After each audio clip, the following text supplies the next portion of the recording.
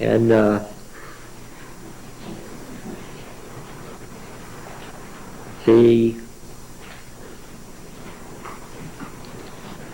conclusion of the author was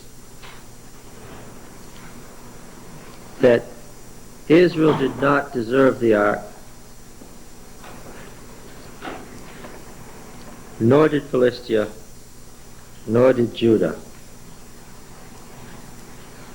In whose hands did the ark end up? The Canaanites.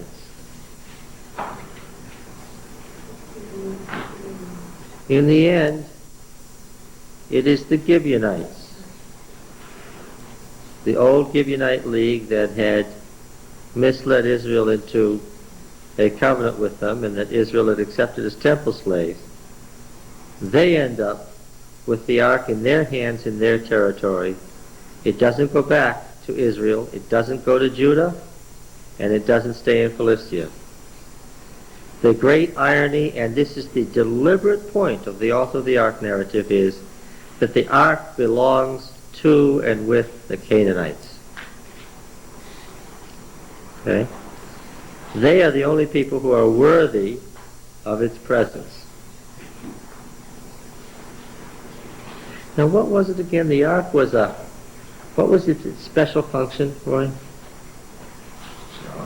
Yeah.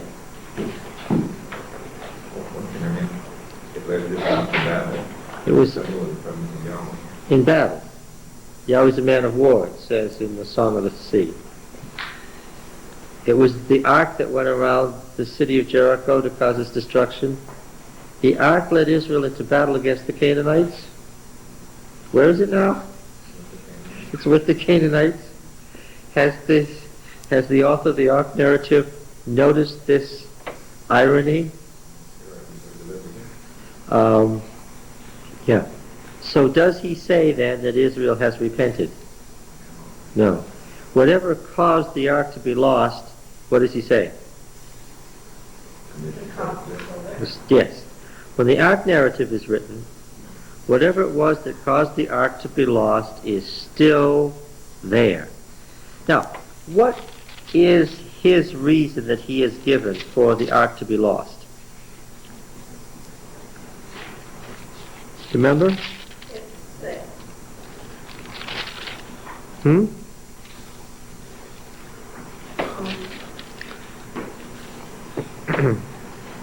Where's the first verse of the Ark Narrative? Where's Once Upon a Time? We know it ends that, and they all lived unhappily ever after. It's First Samuel 2, 12. 1 Samuel 2, verse 12. Now the sons of Levi were worthless men. They had no regard for the Lord. That's a very ominous statement. Right? Is Israel brought to ruin by two men?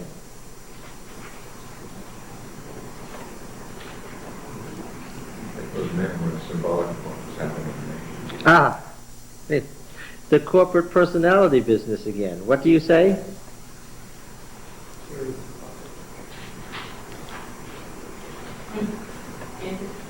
There was more that Eli didn't do without. Well, but the Ark Narrative opens not with Eli, but with the two sons. They're identified as the chief problem, and Eli's dragged in as a secondary problem in that he never stayed the tide. Yes, he's fully involved in their guilt. But my question is, even if you want to add Eli in, was Israel destroyed and brought to ruin by two men, or two men and their old father? No, they were symbolic of what was happening from the whole nation. How do you know that? Well, they were the leaders. Because later on, They were the leaders, yes, so? This is the part where you from the pick on me more, right? Yes, that's right. Yes. because later on, when Samuel's talking to Israel, he says that you are returning to the Lord with all your heart. Stop. I'm going forward. Yes. Wait a minute. We're talking about the Ark Narrative. You might as well read something to me from the book of Revelation to explain it. All right, okay. Okay. Right after. Exegesis does not proceed in dragging in unrelated material, does it? Well, the priests were this bad, the rest of the people must have been worse. These were supposed to be the best guys in the country, right? Well, the priesthood was supposed to be pure. That's true, purer than the rest. And if the priesthood is corrupt, That's got to be worse. not necessarily, As corrupt. or at least as corrupt. Corruption. Your leaders lead you, right? Not, well, that is the basic principle of corporate identity, but you have to remember that when God came to Elijah, he said there was 7,000 that had not bent their knees, even though all the priests had not Not to bent say their knees. everyone was a corrupt line, but Well, but now, if you read the Ark Narrative, and had you been with us, you would know that one of the Ark Narrative author's great concerns is the suffering of the innocent with the guilty. The people of Ekron don't want to get involved at all. They're upset because the people of Ashdod, a greater city in the Pentapolis, has dragged the Ark to Ashdod, finds out they can't deal with it, and drags it off to Gath and Ekron, and they don't want it. And one of his great concerns is, what happens when the innocent suffer with the guilty? That's part of what he's discussing. It is assumed, of course, that there are 7,000 who haven't bent the knee to Baal all along. That's the idea of the remnant. But that is not the issue. The issue is, was Israel brought to ruin by two men and a doting father? sure.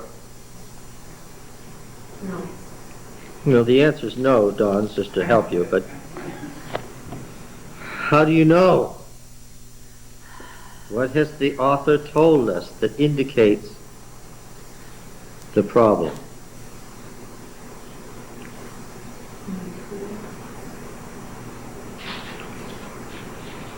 I think the fact that none of the towns wanted the Ottomans says something about their condition. What? So the fact that none of the Israelite towns wanted the Ark there, that says something about The fact that none of the Israelite towns wanted it when it got back tells you that they themselves were as corrupt as the Philistines. They knew. What was their great question? Who can stand before this holy thing? All right. That's certainly an indicator. That's a strong indicator. I don't know if, like, 421, where the child was born and he was named and the glory has departed from Israel. Yes, that gives you some indication. It's not that the glory has departed from Hophni and Phinehas, and it's not that the glory has departed from Eli, and it's not that the glory has departed from Shiloh, but the glory has departed from Israel. That gives you some indication, yes? Take a stand in the third verse of chapter 4, it says, when the people were coming again, the elders of Israel said, that's an indication to me that it's more than these three people. And what did they say? It said, wherefore hath the Lord smitten us today before the Philistines? What has not yet, That's the Ark. what has not yet happened? What has not yet happened in verse 3? Got rid of the Ark yet. They haven't got the ark yet. The author of the narrative has made it painfully clear at the outset that it is Israel as a whole that is under Yahweh's judgment. They do, in fact, reflect the priesthood. They call for the very priesthood that is corrupt to save them. They have already been routed by Yahweh, and they know it. They don't say, why have the gods of the Philistines routed us today? What do they say? Why has Yahweh routed us today? And that is the question that is the basis of the whole narrative. Because every way along, Yahweh is routing somebody, and the question is, why? This is the key verse in the narrative. 4, verse 3. And when the battle line was spread out, Israel was defeated by the Philistines, who slew 4 contingents of men on the battlefield. And when the troops returned to the camp, the elders of Israel, and the elders of Israel is an assembly. It is the assembly that runs the country. Have I made that clear yet? The elders of Israel isn't 2 or 3 folk. Who are the elders of Israel?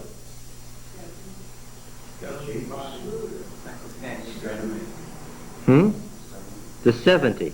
Who are they? They're the officials of each tribe who meet in an assembly and run the country. They represent the country as the whole. They are the National Assembly. They say, why has Yahweh put us, Israel, to the rout today before the Philistines? The last time the elders of Israel said that, they didn't stop to get an answer. What happens this time? What happens here? Once again, as we saw in Judges, what? They don't wait for an answer. What do? Yes. Yes. Let us bring the Ark of the Covenant of Yahweh, actually the Ark of Yahweh, here from Shiloh, that he may come among us and save us. There is an obvious contradiction here. What is it? Yes.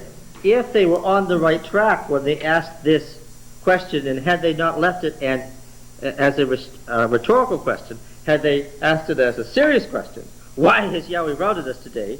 Then what would have to happen next?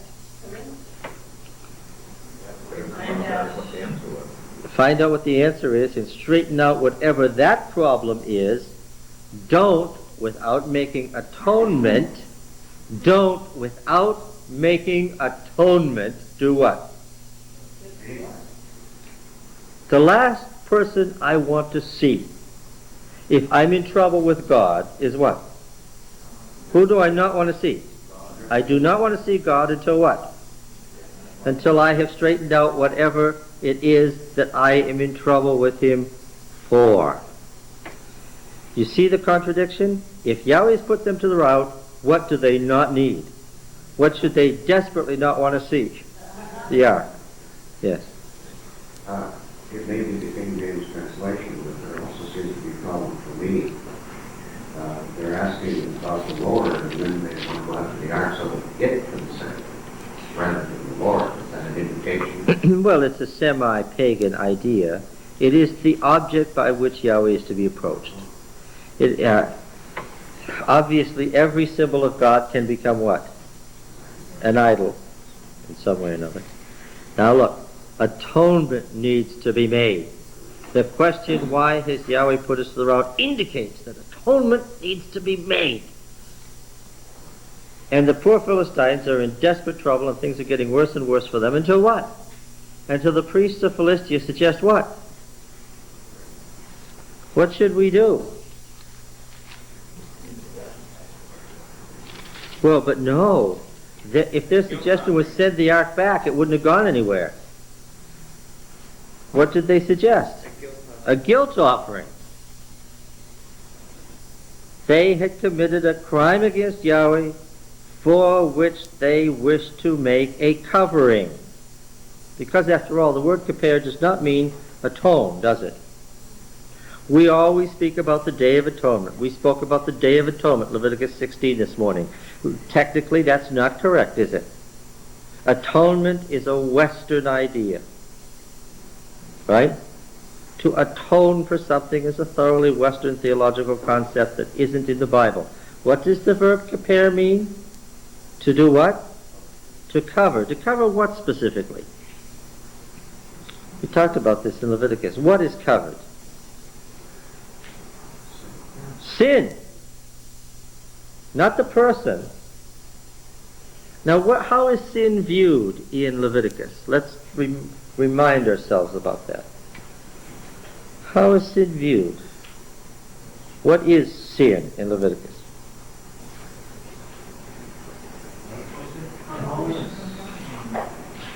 Unholiness, yes. What is sin? There's a mistranslation from Isaiah. Exegesis, let me say this while I'm looking at you. Exegesis does not mean to drag into a passage something from another part of the Bible that doesn't apply. You will get all sorts of horrible doctrines if you do that. My question was, what is sin in Leviticus? Therefore, if you don't know the definition of Leviticus, you can't answer. What is sin in Leviticus? Seems to be something that can be moved around, like the blood and... What is sin in Leviticus? curse. It is not called curse in Leviticus. Don't guess. What is sin in Leviticus? What is the primary model for sin in Leviticus? There's no text that says transgress of the law. You may not drag in a text from the New Testament that has nothing to do with Leviticus. Thereby you will misread this passage. What is sin in Leviticus? We spent months on Leviticus. What is sin in Leviticus? What is the primary model of sin in Leviticus?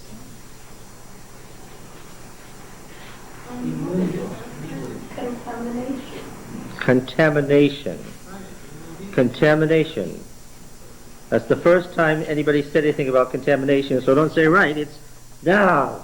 Where is the day of covering found in Leviticus? 16. What is 16 in Leviticus? What? The manual of what? Purification from what? Uncleanness. I'm going to ask it again. Maybe we can get a little closer. What is sin in Leviticus? That's close. Uncleanness causes it. What is sin in Leviticus? What? Oh, it is a disease. Thank you. I thought we'd never get there right. Sin is a disease. And what is the effect of this disease?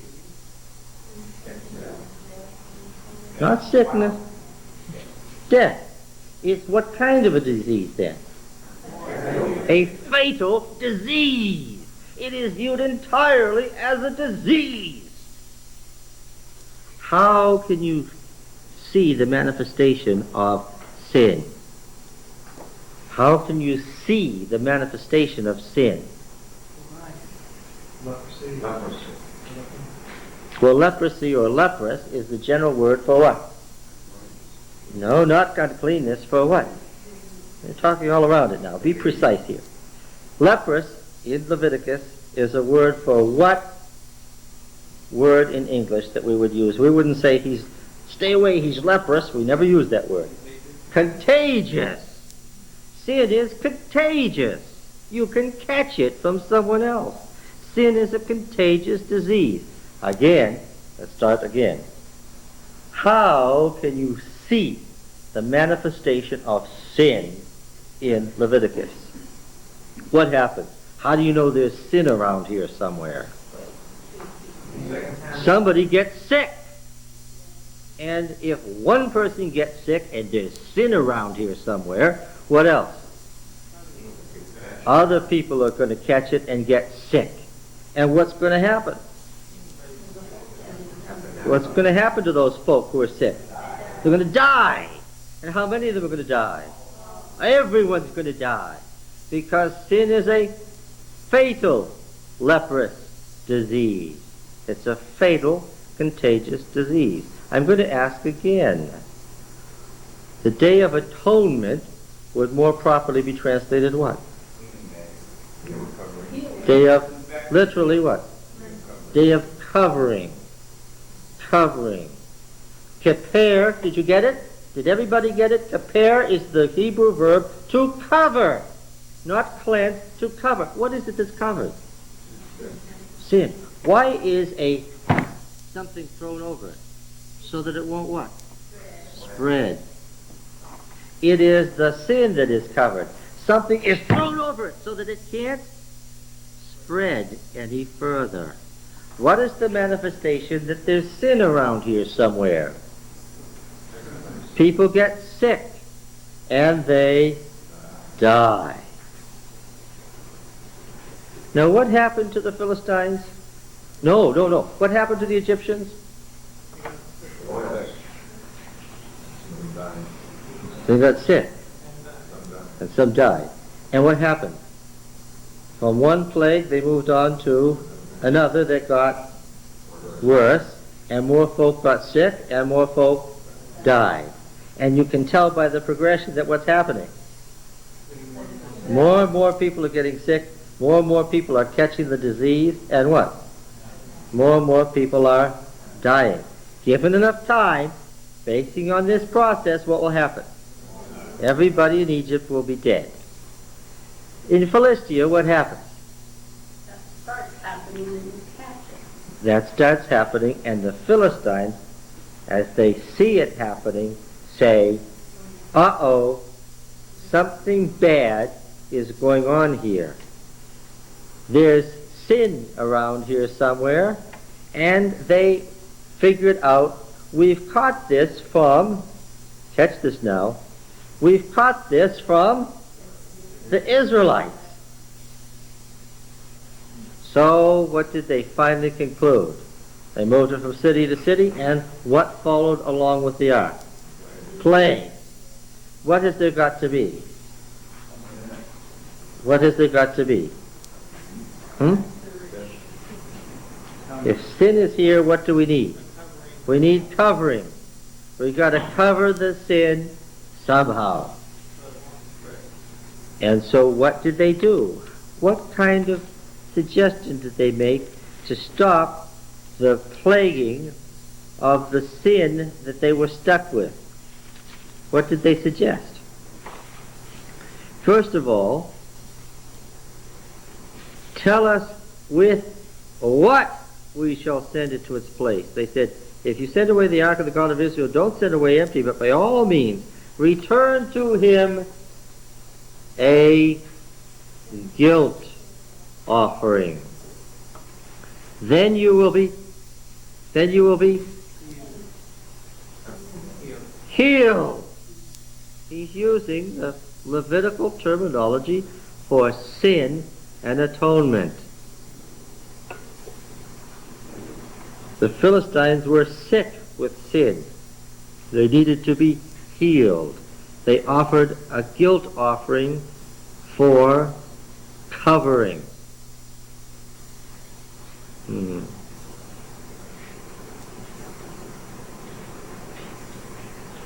Not the right guilt offering, but God accepts their guilt offering as sufficient for covering, right? And then it comes to Beth Shemesh, and we find that the people of Judah are even less capable than the Philistines of dealing with the problem. Right? So they say, who is able to stand before Yahweh, this holy God? And what does stand before mean in 6:20? What is the terminology? What does the Hebrew phrase to stand before mean?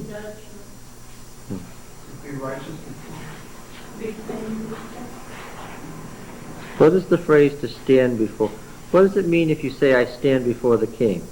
What does it mean if you say, I stand before Yahweh? What does it mean if you say, I stand before the clan chief? What does it mean? No. It's like being a servant. That was being a servant, of course. It means to be in the service of, to be in the ministry of.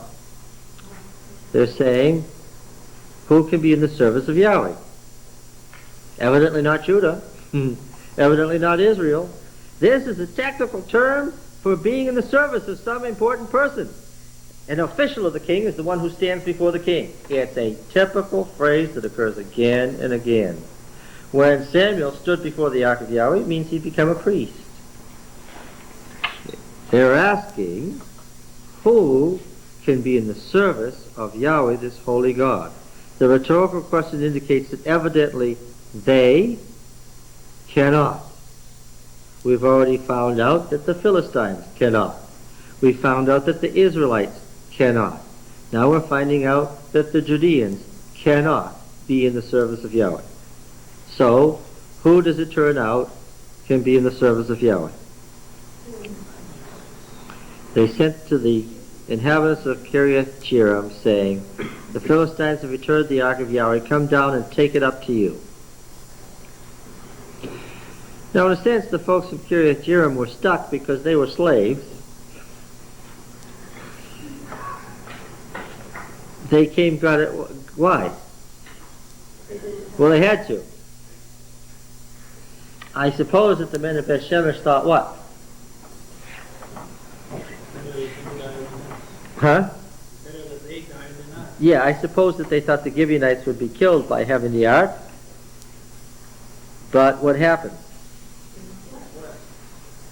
They consecrated his son Eliezer to have charge of the Ark of Yahweh.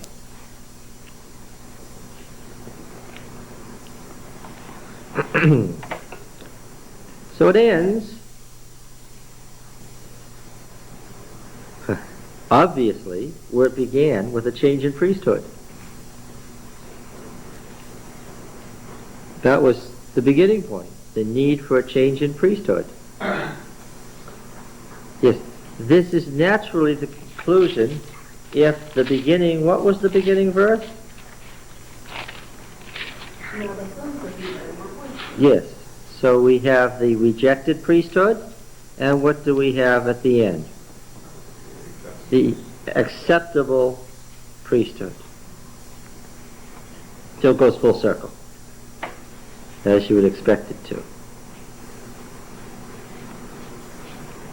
Okay. So part of the Ark narrative is how properly do you make covering for sin? What is acceptable as a way to make covering for sin?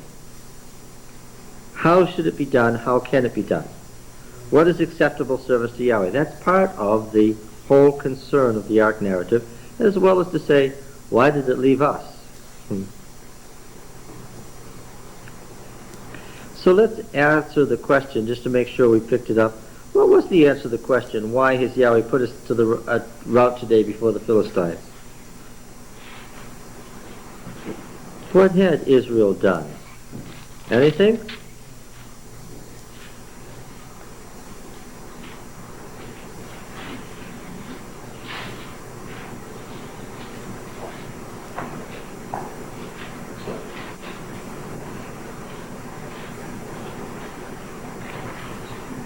After they got rid of the strange God and the Israelites, and Samuel they got offered for them, they could be obedient. Pardon? After Israel got rid of the strange God. Now where do you read that? 7:3. Is 7:3 part of the Ark narrative?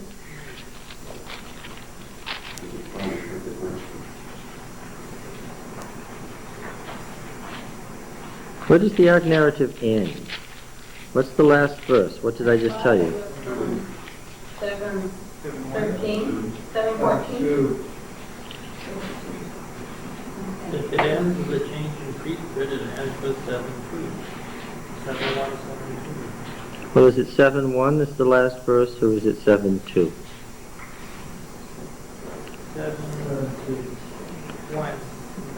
Whether two is the ending or a beginning or just a link between. 7:2 is a link between that and the beginning of the next narrative. Well, the next narrative would then begin, then Samuel said to all the house of Israel. Does that sound like a good beginning? No, clearly not. Try it again, Richard. So 7:2 is the start of the next. 7:2 is the beginning of a new story. It says clearly once upon a time. Yes. So what's the end of the Ark narrative? 7:1. Yes. When they consecrate the new priesthood, then it's over. What had Israel done wrong then, Roy? They had done something wrong. What does the Ark narrative say they'd done wrong? The priesthood was corrupt, yes, but what had Israel done wrong?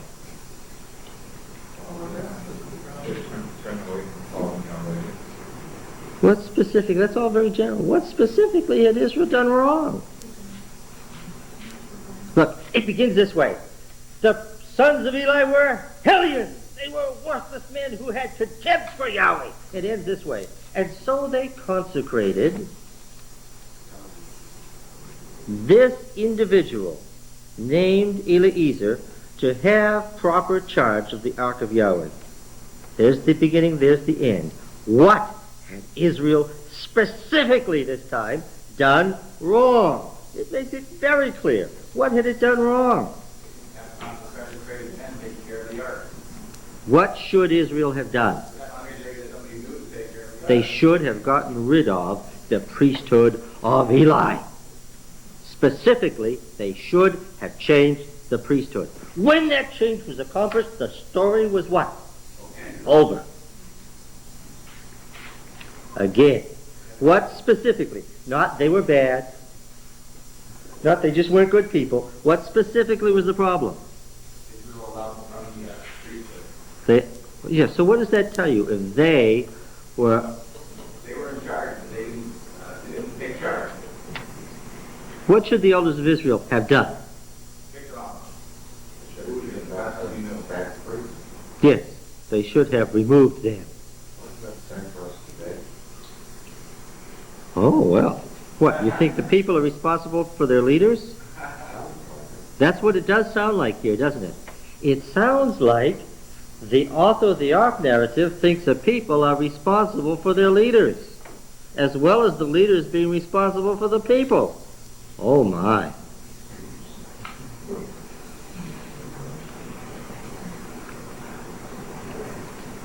Well, are we saying that the people are responsible, or that the elders of Israel were responsible for the priesthood that they allowed? The elders of Israel were responsible for that priesthood. But let's very quickly hasten on to say, who were the elders of Israel? Yes, Israel was egalitarian. That's right. The elders of Israel weren't just anybody. They could have been changed too if they were not fulfilling their duty. Well, we've already seen that the priesthood was not about manipulating to change kings and things like that if they didn't. Well, we haven't already seen anything about kings yet. Well, leaders. All right. But we did, when they wanted a king, We haven't got there. we have gotten. We didn't see anything about a king yet. We're reading the Ark Narrative. The people are held responsible for their leaders, for tolerating leaders that they knew to be sinful. The people were held responsible for tolerating leaders that they knew to be sinful and making no move to eject them. That's what the author of the Ark Narrative is saying.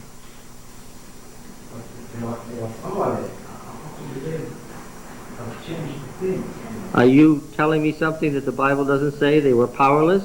Where did you get that idea? Now you're reading into the Bible something it doesn't say. That's called eisegesis. What made you think they were powerless? When God is holding them responsible, you can be sure they weren't powerless. It's because I think you don't understand how the assembly of Israel operated. They weren't powerless. They made and unmade people at will. We're going to look at the negotiations with Jephthah as a perfect example. The assembly negotiated for a new leadership when they needed it. No, they weren't powerless. God is holding them responsible for a corrupt leadership that they refused to change because they found that leadership acceptable. They should have asked this question and they should have answered it. Why has Yahweh put us to the route today? This is immediately after the statement that the sons of Eli were worthless men who had no regard for Yahweh. It moves directly from the awful priesthood to the fact that God routs Israel and the assembly says why and doesn't ask for the answer. It's already given the answer. So weren't there certain prophets out there running around trying to persuade people to do something right, weren't there?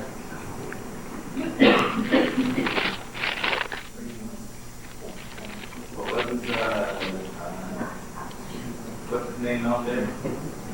Band of guys trying to lead. We're reading the Ark Narrative. The Ark Narrative doesn't drag in any 300 guys running around anywhere. The Ark Narrative is about the destruction... Pardon? It wasn't the priesthood that was writing this, was it? Ah, where could such a narrative have arisen that was so violently anti-Shiloh, that was so violently anti-Eli, that was so very much pro-Eliezer and the Eliezer priesthood? Well, first of all, you're off by centuries, so I'm not even going to repeat what you're saying, lest you utterly confuse other people. Just at this point, meditate, and we'll go on.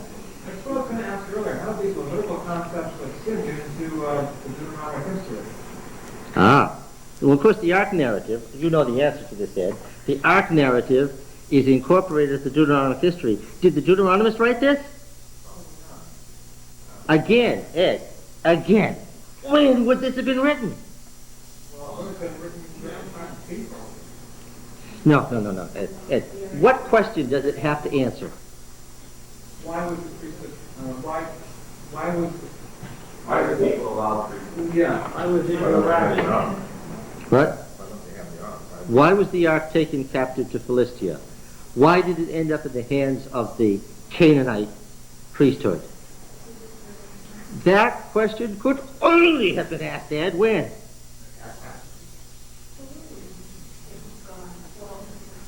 And the ark was gone. When the ark was where? In Philistia. No, it's not in Philistia at the end, Ed. In the Canaanites. The Gibeonites have it. I'm going to say it again. When would this narrative had to have been written? And the ark was with the Gibeonites. With the ark was with the Gibeonites. Was this a burning theological question? Why did the Gibeonites have it when it was housed in the state shrine in Jerusalem at the center of the greatest empire of its day? No. So let me ask you again. When was the Deuteronomic history written? During the time of Josiah. And when was that? Date?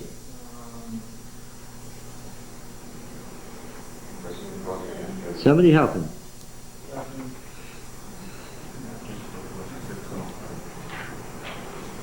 When did Josiah come to the throne? What year of his regnal years did the great Josianic reform begin? Well, this is why we're struggling, because we've got basic stuff still hazy. Josiah's reign, 639 to 609, Ed. The Josianic reform, beginning in his 18th year, which if you subtract will be 621 BC. Ed, what year was this Ark Narrative occurring? I don't know. Do you have even the foggiest idea? Can you give me a century?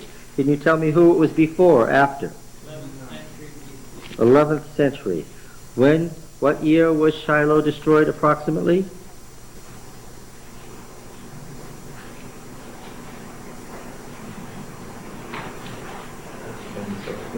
$1050. How many years before Josiah's time did this all happen? 500 years. Huh? Well, 1050, 630, 400 years. More than 400 years earlier. Ed, this story was all over 430 years before Josiah's reform. Was this written at the time of Josiah by the Deuteronomists? No. During what I said we would say to the very time. During what decade did the Ark Narrative have to be written? During what period? Oh, before 1050. No, that's when it left Shiloh. During what period was this written? 1050 to 1040. How long was the Ark in the hands of the Gibeonites? 20 years. 20 years. So from about 1050 to 1030, that's the period when this question would be a burning question. How many years before the time of Josiah, Ed? More than 400 years. Now, answer your own question for the class, because this will help. Who did not write this story? The Deuteronomists did not write this story. There's no hint that Moses wrote it. Please don't try. There are new people here that you might confuse. Please don't do that. All right, now look. It was written at the time that there was a burning question about why this had happened. Why Israel and Judah had lost the ark. Why it had gone to Philistia and come back to the Canaanites. That was during this 20-year period. Ed? Yeah. What priesthood is attacked here? What priesthood is violently attacked here? The Mushite priesthood. Does the name Eliezer ring any bells at all? Yeah, it's just Aaron. It was a name found not the son of Aaron, because these are names. This was a name found what? In the Aaronite priesthood. The question was, I believe that you raised, Ed, was, where did this come from? What's the answer? From what circles would this have come? From the Aaronite priesthood. 40 and 30 BC. Yes. That's right. In the late pre-monarchic period. Is everybody clear on how we arrived at that?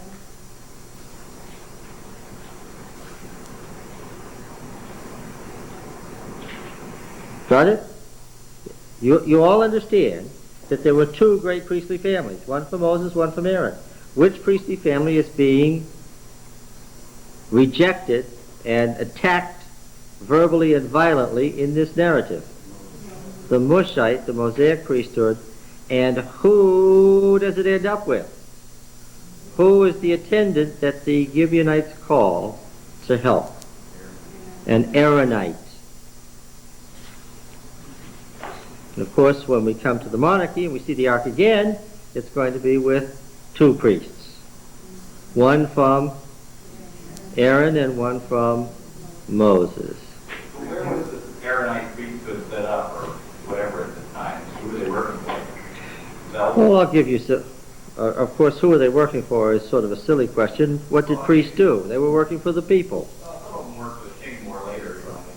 Again, we're not reading the Bible backwards. To answer his question more precisely, what did priests do?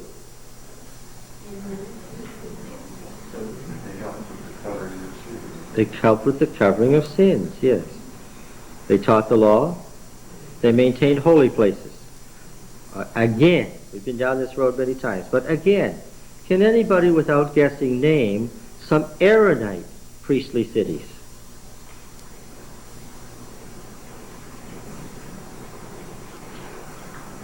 Jerusalem? I've never heard of Jerusalem. Again, can anybody name some Aaronite priestly cities? Largely. Hebron. Yes, of course. That's the first one that leaps out at you. Hebron, an Aaronite city. What are some others?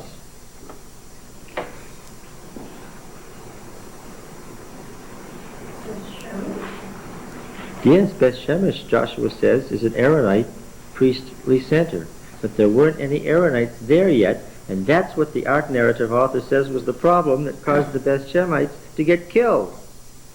What do they need? They need a good Aaronite priest. That's what they need. And what does Joshua 15 say they got? They got a good Aaronite priesthood eventually. See?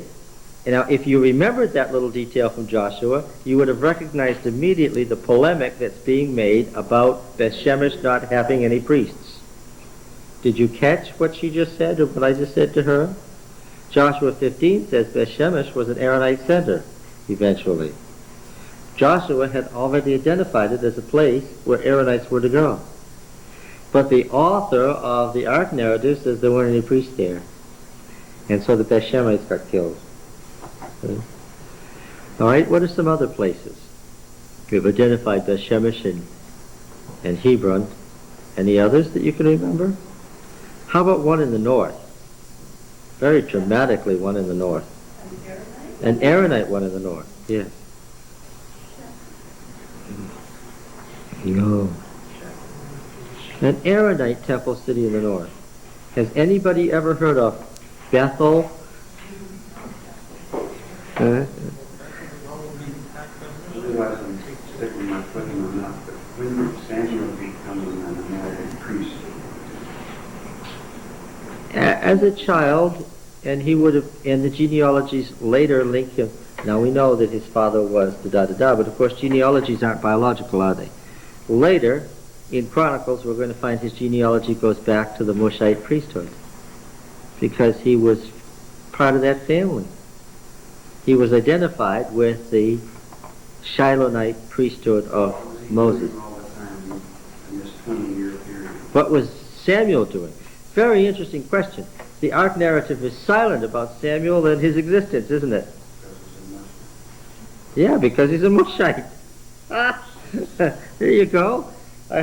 Just before I could even get to it,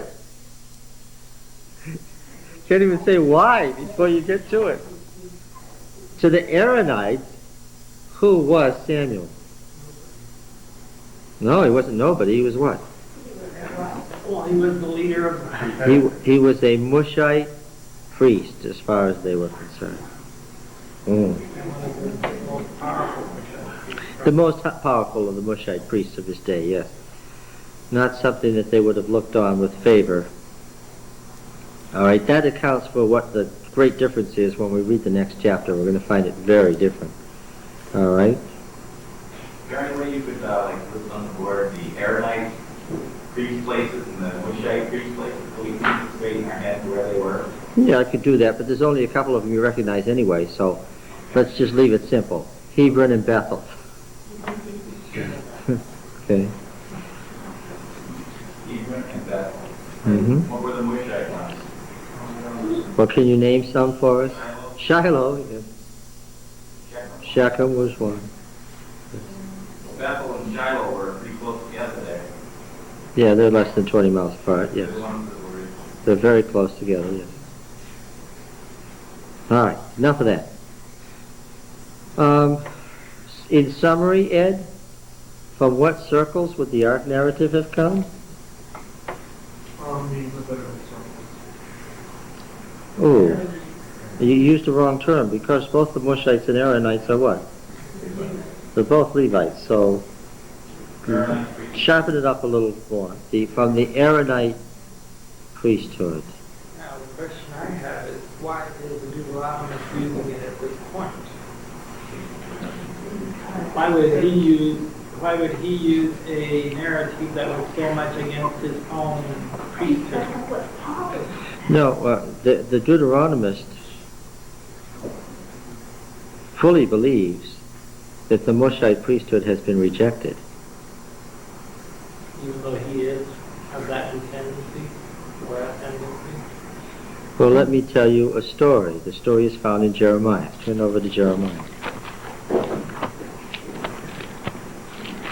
It's the great temple sermon in Jeremiah chapter 7. See why this is significant. The word that came to Jeremiah from Yahweh. Stand in the gate of Yahweh's house and proclaim there this word, and say, hear the word of Yahweh, all you men of Judah who enter these gates and worship Yahweh. Thus says Yahweh of hosts, the God of Israel, amend your ways and your doings, and I will let you dwell in this place. Do not trust in these deceptive words. This is the temple of Yahweh, the temple of Yahweh, the temple of Yahweh. For if you... What was the implication of this is the temple of Yahweh? What were they saying by that? Nothing to go back. Why? What will be the case with the temple?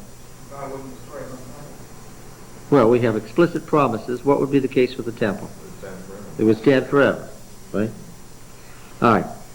But if you truly amend your ways and your doings, if you truly execute justice one with another, if you do not oppress the alien, the fatherless, or the widow, or shed innocent blood in this place, and if you do not go after other gods to your own hurt, then, here's the then, if then I will let you dwell in this place, in a land that I gave of old to your fathers forever.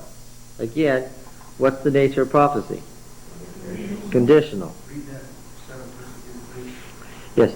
Then I will let you dwell in this place, in the land that I gave of old to your fathers forever. The next version says, then I shall dwell with you in this place. Then I will dwell with you, instead of you dwell here. Textual problem. We'll look at it in detail when we get there. Either way, it doesn't alter the point we're making. Behold, you trust in deceptive words to no avail. Who's the speaker, Ron? Who's speaking here in Jeremiah 7? Yeah, who's the spokesman? Who's the messenger of the Lord? Jeremiah. Who is Jeremiah? He's a Mushite priest, okay? Behold, you trust in deceptive words to no avail. Will you steal, murder, commit adultery, swear falsely, burn incense to Baal, and go after other gods that you have not known, and then come and stand before me in this house, which is called by my name, clearly Deuteronomic in its viewpoint, and say, we're delivered, only to go on doing all these abominations? Has this house, which is called by my name, become a den of robbers in your eyes? Behold, I myself have seen it, says Yahweh. Go now to my place that was in Shiloh, where I made my name dwell at first, and see what I did to it for the wickedness of my people Israel. Why is that especially telling when Jeremiah says it? Because Shiloh was what? It's his ancestry. That's where the Mushite priesthood was centered. And yet, how does he view it here? As a Deuteronomist, and as a member of that family, how does he nevertheless view it? As an example of rejection. As an example of rejection, yes. So, there's no more surprise in the use of the Ark narrative than there is surprise in this temple sermon. Now I know I'm tiptoeing all around saying that Jeremiah was the Deuteronomist, but you get my point. And now, because you have done all these things, says Yahweh, and when I spoke to you persistently, you did not listen, and when I called to you, you did not answer. Therefore I will do to the house which is called by my name, and in which you trust, and to the place which I gave to you and to your fathers, as I did to Shiloh. So here's the Deuteronomic prophet in the time of Josiah, using Shiloh and the priesthood there as an example of rejection. And by the way, what was the cause of the destruction of Shiloh? Verse 12, go now to my place that was in Shiloh, where I made my name dwell at first, and see what I did to it for the wickedness of Eli and his sons. Is that what it says? In line with the view of the Ark narrative, what? For the wickedness of whom? Of my people Israel. The people as a whole are under condemnation. All right. Yes. Well, it's coming, isn't it? Now, this wouldn't be considered reading back into it, even though. Well, his question was, why would the Deuteronomist, centuries later, use the Ark narrative, which is anti-Shiloh, anti-Mushite priesthood? And I turn to the Deuteronomist in the time of Josiah, and I find that one of his major positions is that Shiloh and the Shilonite priesthood are samples of God's rejection. And would we consider this valid evidence of our point that it wasn't just the priests, but it was the people? Sure, absolutely, because it comes from the time, if not the very person, who is the Deuteronomist. Now then. Yes? So the Ark narrative, was it written by one person or group of people? Well, yeah, this is always a good question. Did one person write it? Probably. But did he represent a viewpoint or a school of thought? Yes. So remember that they didn't see individuals as writing from an individual viewpoint, right? They saw the person as writing from a tribal or clan viewpoint. You understand what I'm saying? So that if one person puts forth an idea, who's responsible for that idea? Not just that person, but what? The group. Because in Western culture, our emphasis is on the individual, but in ancient Eastern culture, as in other cultures, the emphasis is on what? It's on the group. There's solidarity of the whole group of Israel. And the author of the Ark narrative says sometimes, because of that, innocent individuals, what? Suffer because of the wickedness of the group as a whole. Yeah.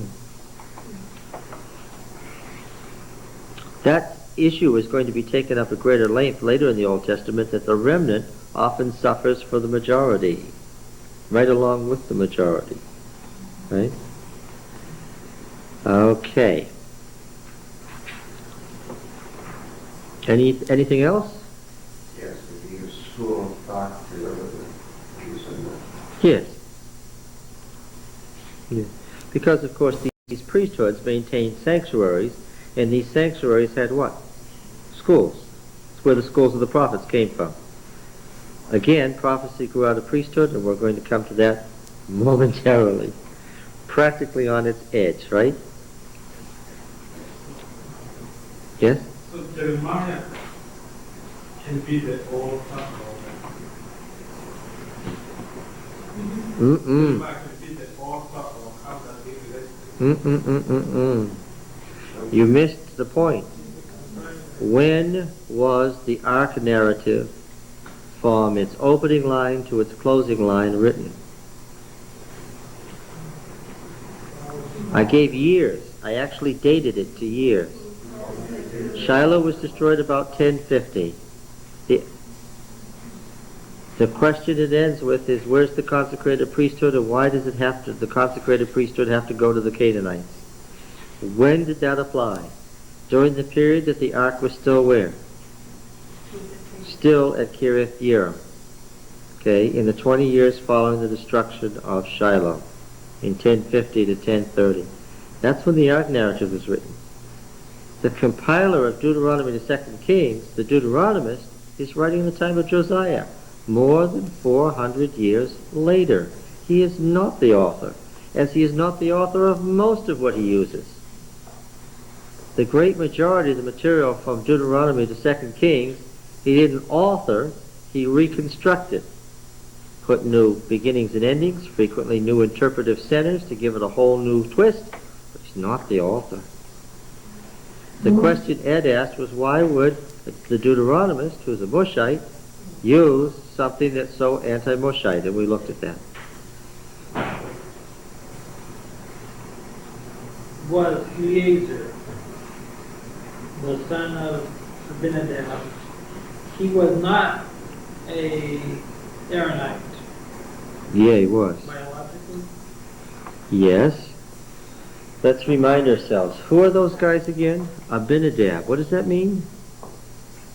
We're going to ignore what the word Nadab actually means, but let's just start with the front of it. What does it mean? Heavy set. My father. My father. Yeah. Okay, so say what the name means. My father is Nadab. My father is Nadab. Let me think. Have I ever heard of Nadab? Has anybody here ever heard of Nadab? Nadab. Anything sound familiar here? What? Nadab and Abihu. Who are they?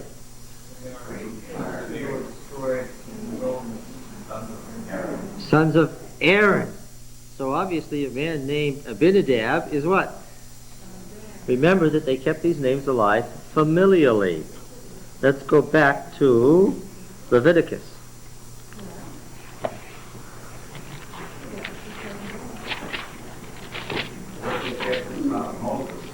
What? Well, there was an Eliezer who was the son of Moses, spelled slightly differently. Huh? My father is Moses? Abimusha. That's a good Hebrew name.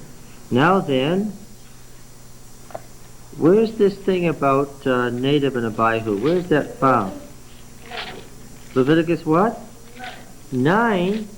Leviticus 9, really? Is that really where it is? Or 10. 10, now 8, that, the sons of Aaron.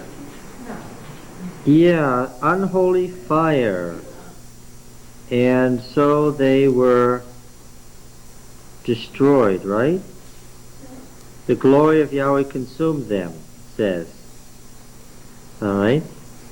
Now, we are saying though they were that at this time the ark was in Kiriath Jearim, however you say English, and that was a Canaanite. a Canaanite city, Kiriath Jearim, as you said in English, is a Canaanite city, and they are temple slaves. Presumably they can be used by either the Moshite or the Aaronite priesthood, And they, the only people who have right to the ark, call, and this is the irony, that the Gibeonites could have called for anybody. Who do they call for? Okay, so they call for the... They have the wisdom Yeah, it says in that the Deuteronomy rest of Israel didn't have to choose what? A righteous priesthood. I said that the author of the Ark Narrative said that was the problem with Israel in the first place, that it didn't get rid of the wrong priesthood and choose the right priesthood. Getting back, Sharon, I want to tell you more. 10:1. Now Nadab and Abihu, the sons of Aaron, each took his censer and put fire on it, laid incense on it, offered unholy fire before Yahweh, such as he had not commanded them. And they were destroyed, right? Now they turn up again. Leviticus 10 happens to be the very chapter that's in front of Leviticus 11. And that is not coincidence, because what is Leviticus 11? What is it the beginning of? It's the manual of purification from disease, the biggest disease being sin, all of these diseases needing to be covered, and if you don't cover those diseases, they're going to kill you. Nadab and Abihu have brought what on Israel? Sin, that is to say disease, which will lead to death. So what follows immediately after their act? The story of how you purify Israel. Yes, and that's what chapter 11 is all about. Chapter 12 is about purification from childbirth. Chapter 13 is all kinds of leprous or contagious diseases. Chapter 14 is more contagious diseases. Chapter 15 is more contagious diseases. And chapter 16 begins this way. Yahweh spoke to Moses after the death of the two sons of Aaron, making it very clear that that's still what we're talking about, when they drew near before Yahweh and died, and Yahweh said to Moses, tell Aaron your brother not to come at all times into the holy place, da-da-da-da-da. And what is this about? The day of covering, in which we're finally going to get rid of sin, period. The ultimate covering, right? It begins with Nadab and Abihu, and it never gets away from them. Got it? Yeah.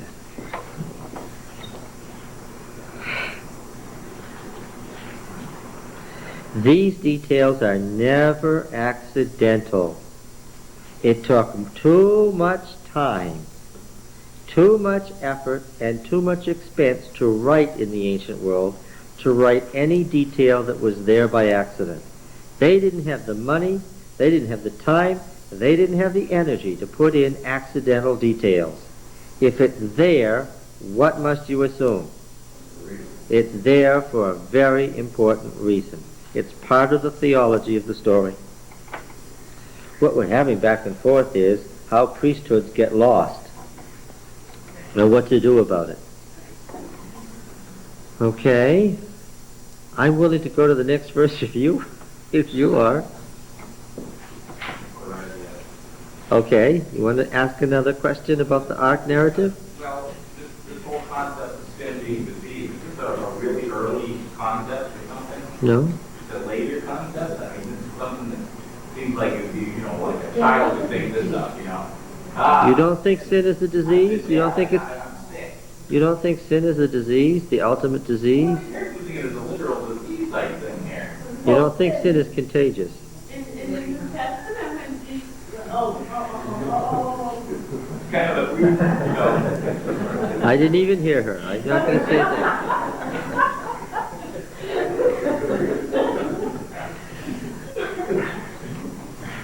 Who were the health officers of Israel? Who dispensed the medicines and determined whether a disease was contagious or not? Who determined whether or not you needed to be quarantined? Who determined what kind of medicine could be used for what kind of disease? Where were the books of medicine kept? That's all temple stuff. before this concept, what was sin looked at as like? Well, see, you got a problem. Before this, remember that sin as a concept, sin as a concept is uniquely a biblical viewpoint. You can do things to make the gods mad, and that's bad. But bad means whenever you stepped into something and you're in trouble with the gods. But were the gods moral? No. When El rapes one of his wives and falls asleep in his own vomit, that's the high god of the pantheon, and nearly drowns in his own vomit, that's the highest conception of God they had. Can you have such a concept as sin? No. The gods were capricious, and you never knew what they were going to do. They had no consistency, and certainly no moral consistency, which is why the statement, I am Yahweh, I change not, was so important. If he's moral and has a certain law today, what do we know?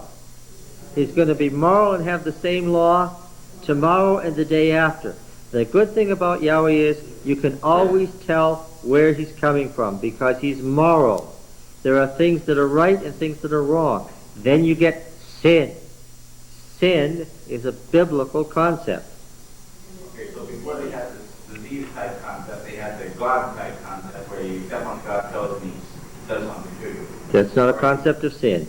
That's not a concept of sin, but it's another concept of what's going on with my life. I mean, these people believe, well, I'm doing something wrong and I'm getting sick because of it.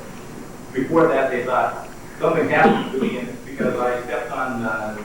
I must have tweaked some God's nose by accident, right? Doing this to me. Yes. I used the example right at the beginning of the class that if the Hebrew walked under the coconut palm and the coconut fell on his head, what would he say? He'd say, ow. That's unfortunate. He's not going to bow down to the tree and wonder how he has offended the God that exists in the tree, if he's a good Yahwist. But he might say, I wonder if the Lord's trying to tell me something with this coconut on my head. He might say, I wonder if God wants me to think about this. But he wouldn't say, there's a divine spirit in the tree, and I've angered the spirit, and I better bow down right here and make some kind of offering to the tree. That's the big difference between the Hebrew worldview and the worldview around them. The totality of gods was the forces of nature. In the Bible, the totality of the Godhead is something outside of nature that's absolutely holy and moral. That's the big distinction. Sin is a disease, it's the worst disease of all. All other diseases are manifestations of sin. All other diseases tell you that sin is around. All other diseases come because we are sinful. We still believe that. That's what I was Yeah. trying to get at on. That's still our concept today. Yeah? Sin is It sin. says it's under the 34th generation, so they... I just wanted to see how the progression ever went in history. It's like... It is maybe that person did it, but it's maybe in the 7 generations before. Now that was an extension of the idea. And that's something, when we get to Ezekiel, and they talk about causes for the exile, we're going to examine that at great length. That's in the future. So has there been progression there from the mental attitude down to the physical then, from first Adam and Eve, making that mental distinction of a choice to disobey, and we have gotten a progression here from attitude to physical? P was the last editor of Genesis, Exodus, Leviticus, and Numbers. Remember? This is P material. You asked if it was early. Of all the material in the Bible, it's what? It's the latest. And no, there's no progression because P describes the entrance of sin in exactly the same way as a disease that broke out. Yes? What was the first? E? To have the concept of sin as a disease? Any concept Of sin? of anything. Authorship is a mind. Of God or of, you could possibly do something wrong. Oh, no. I think you misunderstand. We don't believe that the concept of the true God was ever lost anywhere along the way. Look at the ancient stories in the Bible, the really ancient stories in Genesis, the story of the Tower of Babel, the story of the flood in its original form, the story of the Garden of Eden and Paradise. Those are all stories that we find in what part of the world? They're not stories native to Canaan. Those are never found in the Canaanite cycle of stories. There's nothing in the Baal epic about a Garden of Eden and a paradise lost. There's nothing about a Tower of Babel and confusion. There's nothing about a worldwide flood. All of those stories come from what part of the world? All of those stories come from where? We find all kinds of stuff in the Old Testament related to the Baal epic in Canaan, but none of these stories are. Where do they come from? Mesopotamia. Yes, well, it's southern Mesopotamia where they have a story about a worldwide flood. It's southern Mesopotamia where they have the story about the Tower of Babel. It's southern Mesopotamia where they have the story about the Garden of Paradise that was lost. So I ask you, Roy, how did these stories happen to be in our Bible, which was created on Palestinian soil centuries later and far removed? How did these stories happen to be in our Bible? Abraham brought them. Of course, they are the stories that came from the patriarchal period. They are the surviving remnants of patriarchal religion. These are stories that Abraham told Isaac. They are the stories that represent the most ancient known sources of biblical religion. They came to Canaan with the patriarchs, and they are evidence to us that a concept of a one God who brought destruction for sin was held in Mesopotamia anciently. So they did have sin in that time. They knew what sin was. They knew something was. Again, you are talking about they. They is not the human race. Just a minute, stop. What does Genesis, and you were in the class when you heard this, what does Genesis say about the truth? It was carried by what? One single family in the whole world. They who knew it, they who knew what sin was how many people? At one point, according to the Bible, it was how many people? 70 in the whole human race. That's the idea of the remnant.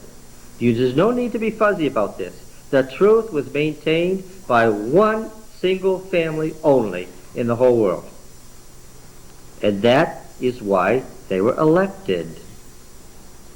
How did they get elected? They elected themselves by what? Keeping alive a knowledge of the truth. Right? Was there a concept of sin? No. There was a concept of something that's wrong. What's wrong? What's the definition of what's wrong? Whatever doesn't make the gods happy, that's what's wrong. What's right? What's good? Whatever makes the gods happy. Okay?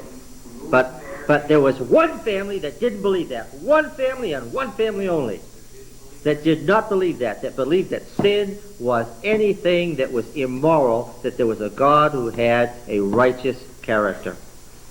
There was only one family that believed that. And Israel is its spiritual descendants. Okay, now let's go on. They did believe that all the way through, that there was moral. There were morals from the beginning. There were morals from Adam to Abraham. That's what Genesis Carried says. down to the patriarchs, to this system, to... Exactly. Oh, okay. All right, now, let's read the first verse. What's the first verse of the next section? Anyone? Where's the once upon a time? What verse is it? 7:2. Okay, here's the once upon a time. Everybody? From the day that the ark was lodged at Kiriath Jearim, a long time passed, some 20 years, and all the house of Israel lamented after Yahweh. Then Samuel said to all the house of Israel, this is back into the Samuel stuff. We haven't heard from him for a while. Right? Where were we when we were talking about Samuel? Where was that? Chapter 1. No.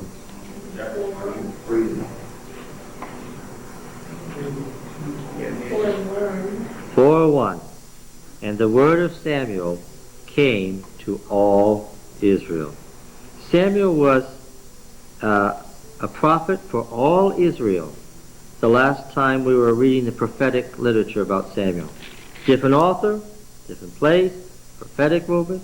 Samuel is the founder of the prophetic movement. That's what we're in here. So we know who Samuel is because we've read some background. This story begins from the day that the ark was lodged at Kiriath Jearim, a long time past, some 20 years. And all the house of Israel lamented after Yahweh. And then Samuel said to all the house of Israel, see, all Israel again, if you are returning to Yahweh with all your heart, then put away the foreign gods and the Ashtaroth, the Asherim actually, from among you, and direct your heart to Yahweh and serve him only, and he will deliver you out of the hand of the Philistines. So Israel put away the Baals and the Asherim, and they served Yahweh only. So this is a great revival here. What does it make you think of?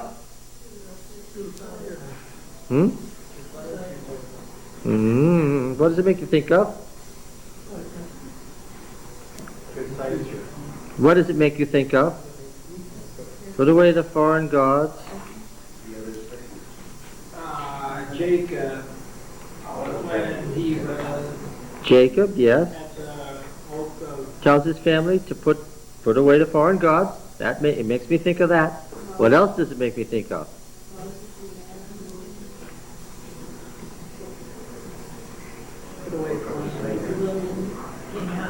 What great covenant ceremony is called to mind here?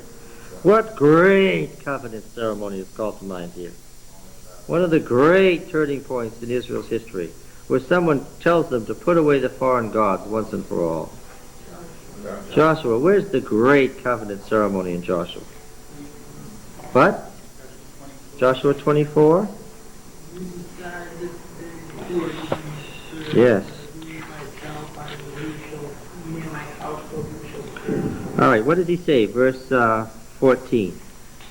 Now therefore fear Yahweh, and serve him in sincerity and in faithfulness. Put away the gods which your fathers served beyond the river and in Egypt, and serve Yahweh. And if you be unwilling to serve Yahweh, choose this day whom you will serve, whether the gods which your fathers served in the region beyond the river, or the gods of the Amorites in whose land you dwell. But as for me and my house, we will serve Yahweh. This is clearly intended by the prophetic writer to be a reflex of Joshua's great covenant ceremony in Joshua 24. Then Samuel said, if you are returning to Yahweh with all your heart, then put away the foreign gods and the Asherim from among you, and direct your heart to Yahweh, and serve him only, and then he will deliver you out of the hands of the Philistines. So Israel put away the Baal and the Asherim, and served Yahweh only. Then Samuel said, gather all Israel at Mizpah, and I will pray to Yahweh for you.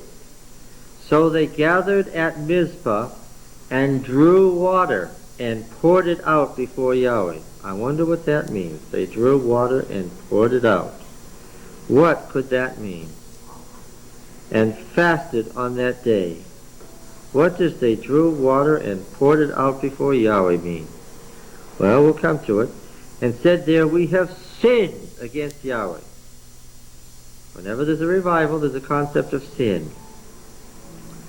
Samuel judged the people of Israel at Mizpah, which gives us some idea what a judge judging means.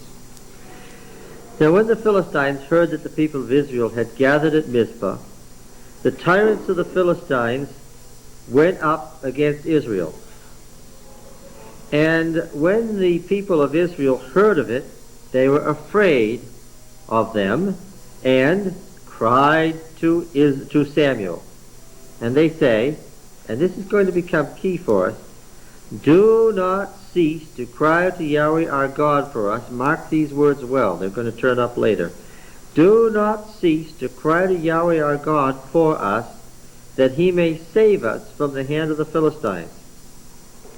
So Samuel took a sucking lamb and offered it as a whole burnt offering to Yahweh. Samuel is a priest, you see.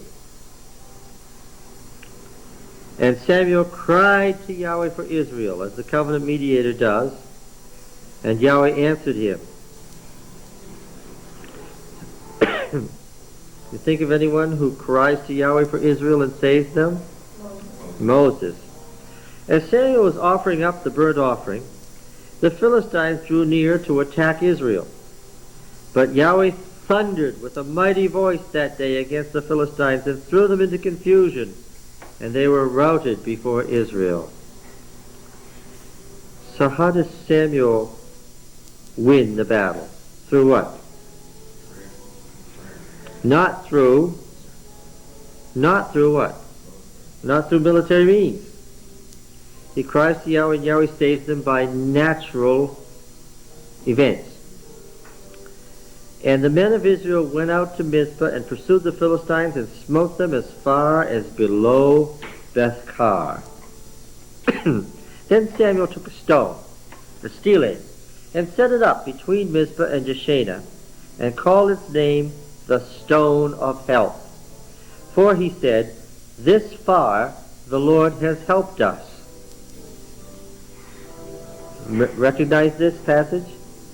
This far, meaning how physically, geographically far. Not up to this point, but how far. So the Philistines were subdued and did not again enter the territory of Israel. And the hand of Yahweh was against the Philistines all the days of Samuel. The cities which the Philistines had taken from Israel were restored to Israel. From Ekron to Gath, from one end of Philistia to the other.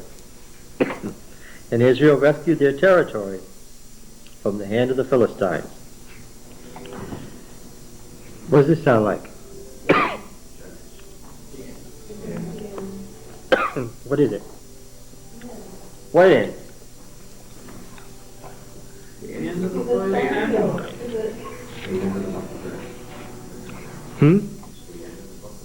It's the end of one of the books of Judges. Which one? I put them right up here for you on the board. I labeled them, dated them, gave authorship. What is this?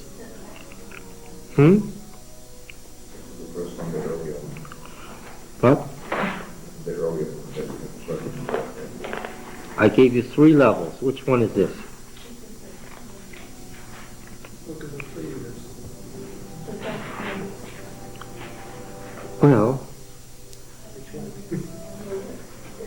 the first book of Saviors was very truncated, of course. Is this the first or the second level?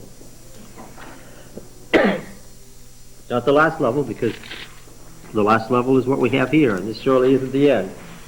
Got a long way to go to the end of 2 King. What? Which one? Well, what did the first book of Saviors end with? With Saul. With Saul, of course. And that's been reworked. Saul's place has been taken over by Samuel in 1 Samuel 1. So if it's not the first level and it's not the third level... I said, you just said, Oh, Sharon, I couldn't miss it. This is not the earliest book of Saviors that ended with a comparison between Samson and Saul, that ended with the comparison between Samson and Saul, whose place has been taken by Saul. 1 Samuel 1, whose place has been taken by Saul? Samuel, yes. What group would have glorified Samuel? What group would have glorified Samuel? The prophetic movement. Why? He was the great founder. Yes. In the prophetic book, here we come to the end. What was the ideal person to which Israel had been moving all this time? As far as the prophets were concerned, who was the great figure to which Israel had been moving all these centuries? Samuel. Samuel does everything that Moses set out to do. He subdues the land. It begins with Moses and it ends with Samuel. How bad is the Philistine threat after Samuel's finished with them? There is no Philistine threat. What about the Amorites, the people of the land? There's peace between them. Yes.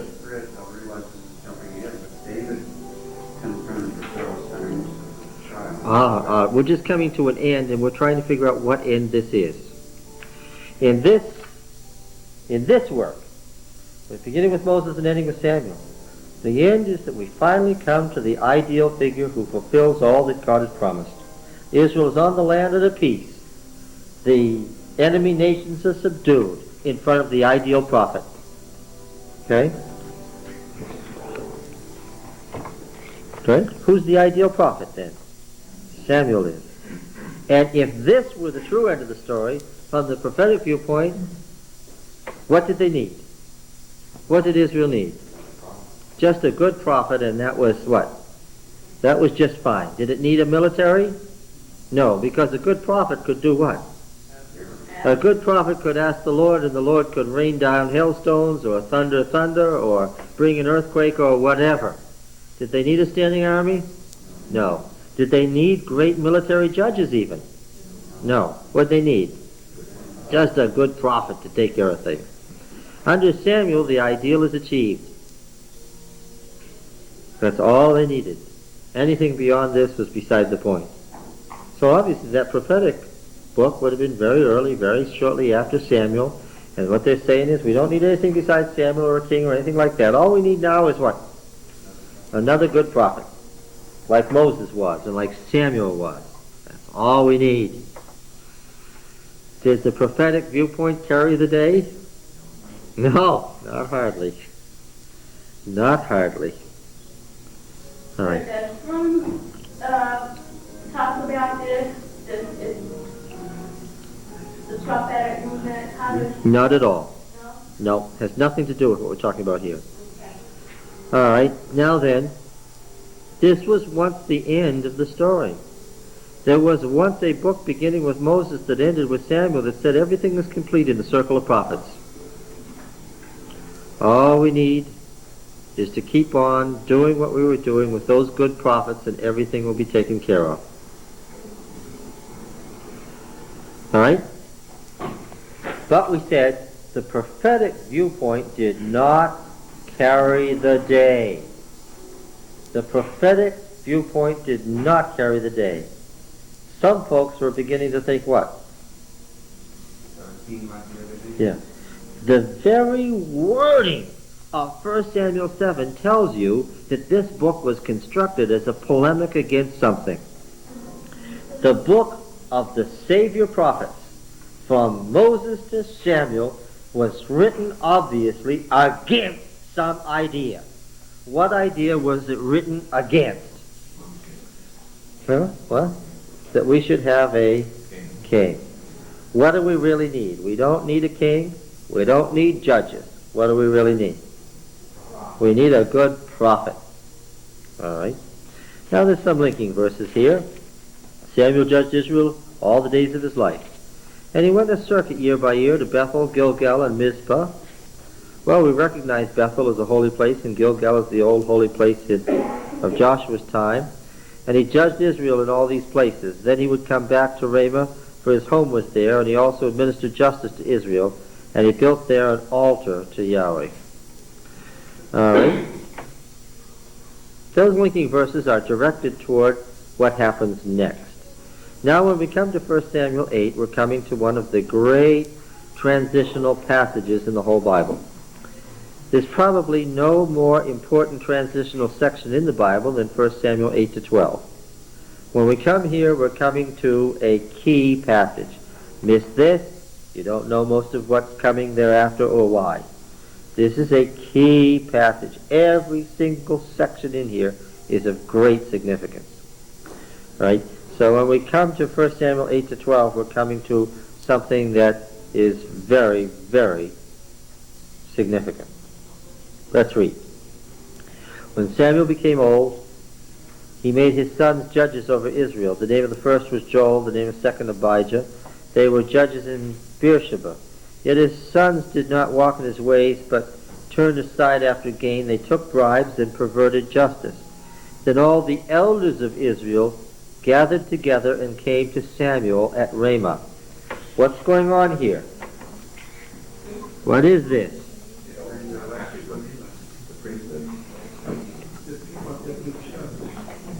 Who are these people? This is the assembly. The assembly of the elders of Israel. These are the people who do what? They run the country. This is their constituent assembly, their Congress. And they came to Samuel at Ramah and said to him, Look, you're old, and your sons do not walk in your ways. Now appoint for us a king to govern us like all the nations. But the thing displeased Samuel. When they said, Give us a king to govern us, Samuel prayed to Yahweh. And Yahweh said to Samuel, Hearken to the voice of the people and all that they say to you, for they have not rejected you, but they've rejected me from being king over them, according to all the deeds which they have done to me from the day I brought them out of Egypt even to this day, forsaking me and serving other gods.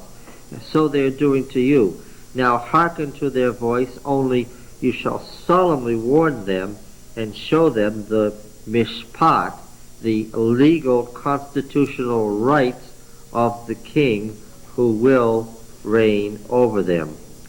So Samuel told all the words of Yahweh to the people who were asking a king from him.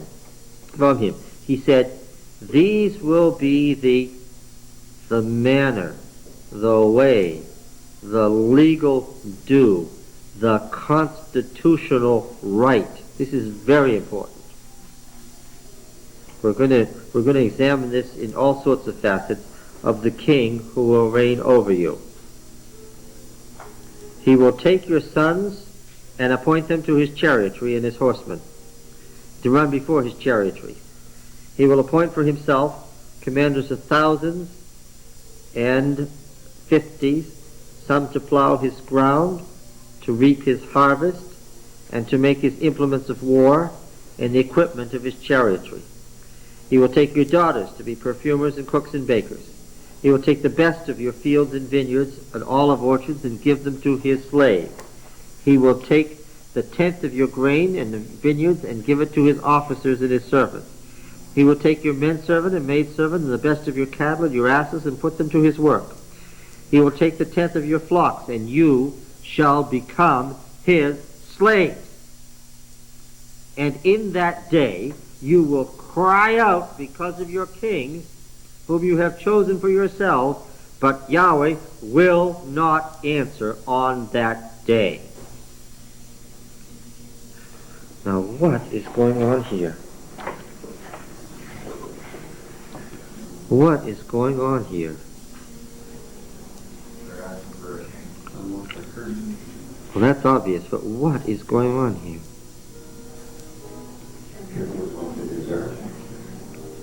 No. You're missing the point. What is going on here? Yes? Is God forsaken the nation of Israel? Not at all.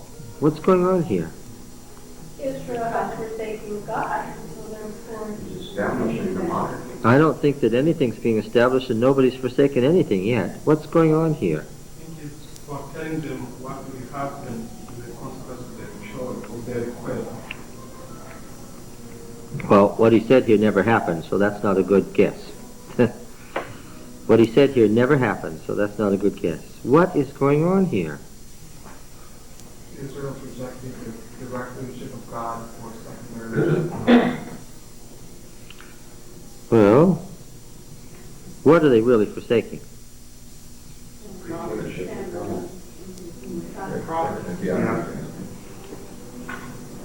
What are they rejecting? God's rulership. God's rulership? Whose rulership? I didn't hear anything about God's rulership departing from Israel in this passage. Wasn't it really Samuel's sons that instigated? I don't hear a word about God's rulership leaving Israel here. What's going on? The previous passage was explaining why the prophets were needed, that they were the only thing that were needed. And here Israel is rejecting that concept. What are they asking for? They're asking for a king instead of a prophet, in place of a prophet. Well, who stands to lose then? Tell me what groups stand to lose. The prophetic movement stands to lose. Anyone else? Priesthood. Well, the priesthood, of course, because up to that time, where had prophets come from? From the priesthood. Okay, priesthood and prophecy stand to lose political power under this arrangement. Anyone else?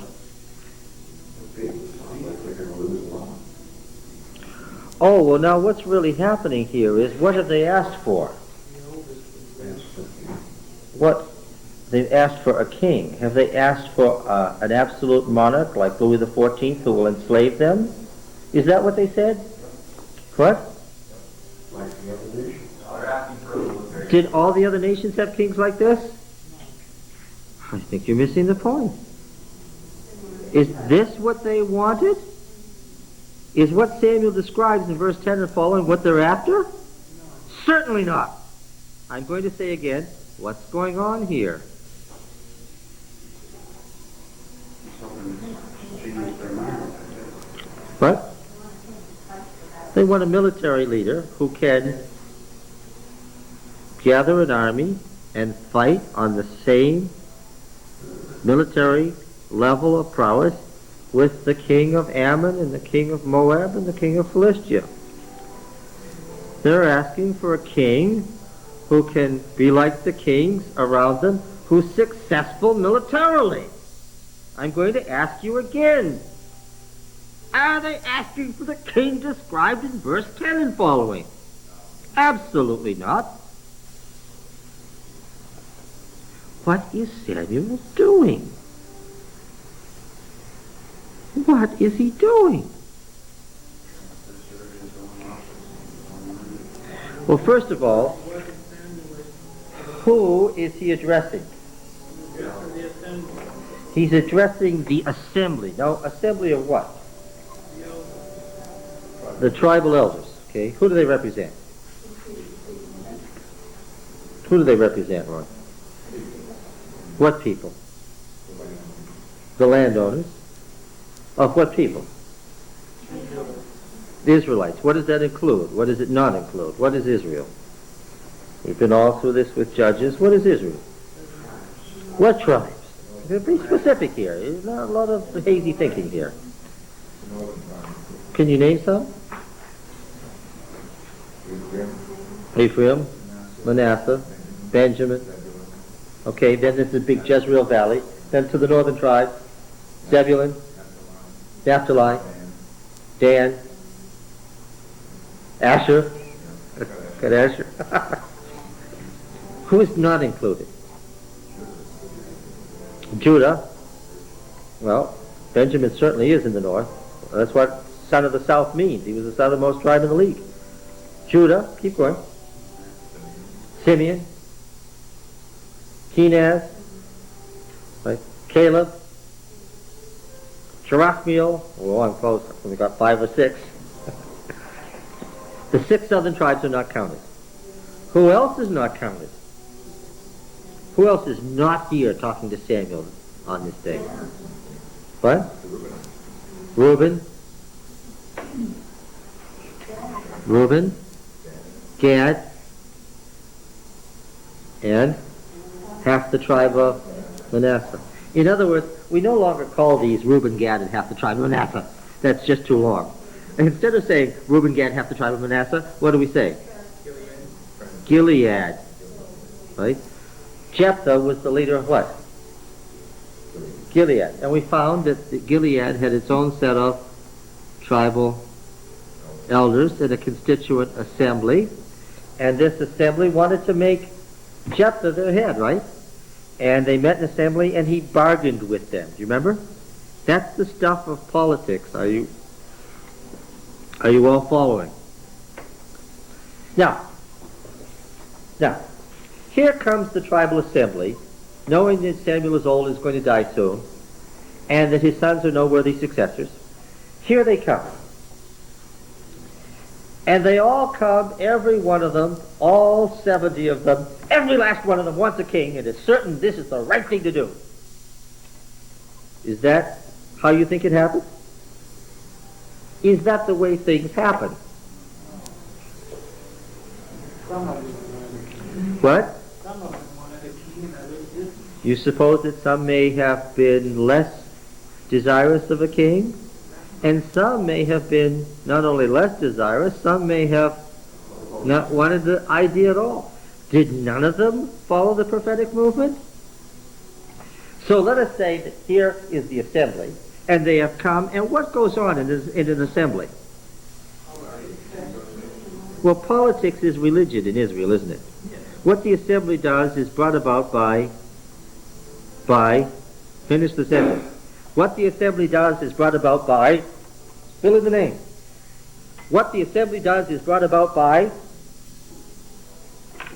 let all the people say Yahweh. What the assembly does is brought about by Yahweh. Everybody say it with me. We'll remember it easier. What the assembly does is brought about by Yahweh. God rules Israel. When Israel goes well or ill, who is leading them? Yahweh. Yeah. So now they come to Samuel to debate. Right? This is a proposal that has been set in front in assembly. We see them debating over here in Judges with Jephthah.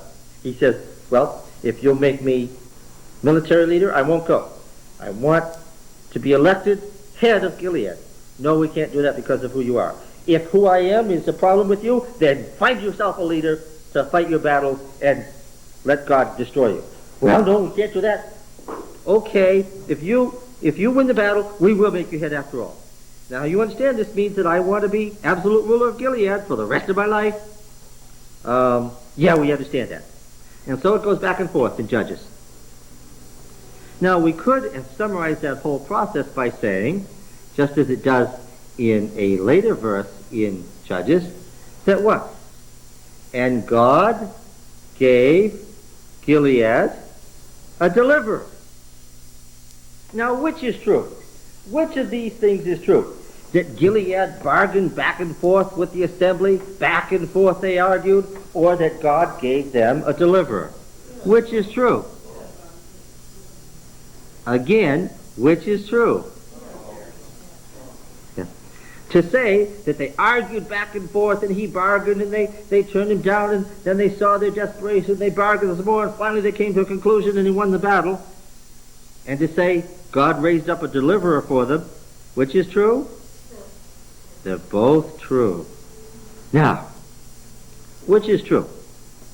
God raised up a monarchy, or they debated back and forth and they argued it through and there was this faction and that faction and back and forth they fought? Which is true? Later on, we're going to find a passage that says Samuel decided, because God told him to, it's time to raise up a king. And so Samuel went off and anointed a king without anybody saying a word to him about it. He just decided that he was old, it was time for a king, and he made a king. Now, which is true? That God decided it was time for a king, or that people came and argued back and forth and Samuel didn't like the idea at all and finally he did it? Which is true? Both are true. Are we going to say that Saul was raised up by Yahweh to save Israel as his king, or that the people came and they asked for a king and Samuel reacted violently and they discussed it back and forth for quite a while before they did it? Which is true? Both are true. Now, what is Samuel doing here? Look at verses 10 and following again. What is he doing here?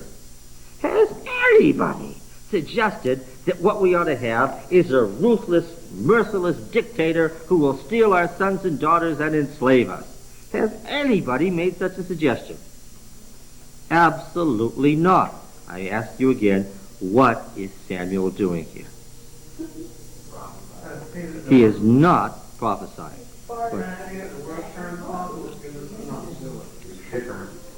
He's painting it in the worst terms possible so that what? If Samuel is speaking this way in the assembly, what does he think or hope? That by speaking this way, what? He will get them to change their minds. Absolutely. Yes. And so what kind of a thing? Listen, who stands to lose power in this picture of a king that he has drawn here? First, name some groups.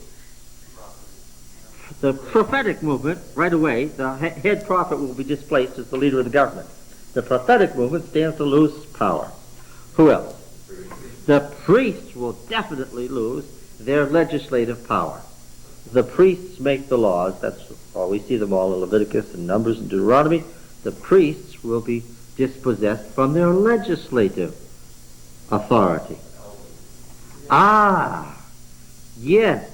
What's about this taking your sons and your daughters and your grain of your fields and your asses and your male slaves and your female slaves and so forth. Not the people. No. How readest thou, Cornell? The elders. To whom is he speaking? And what does he say? If you do consider well, constituent assembly, runner of the government, if you do this, what? It's not just me, and it's not just the priests. It's not the priests and the prophets who serve Yahweh that is going to lose power here. It's what? It's you, constituent elders, you, Senate that runs the country, you are going to lose power if you put a king in.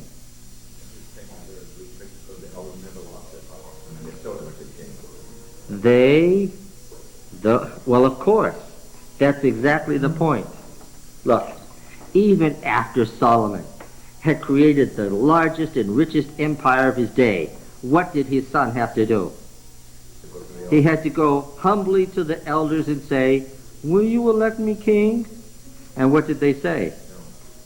No. And what did he have to do? He had to get in his chariot, and it says what? Flee for his life. This never happened. So don't tell me he was prophesied. Oh, but in a way, the priesthood nor the prophetic movement lost that power either. Ha! Ha! When the house of Ahab, the most powerful dynasty in the West in its day, when the house of Ahab crossed the prophetic movement and poor old Elisha was dying, what did he say?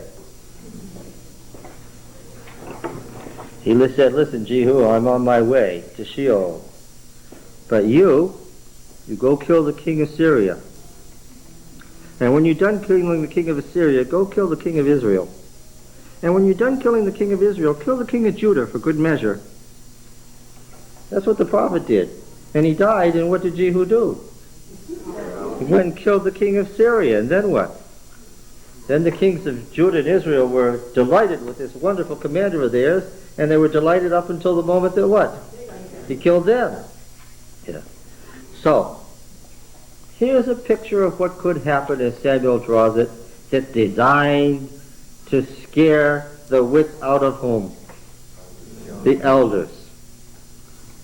But what did they do?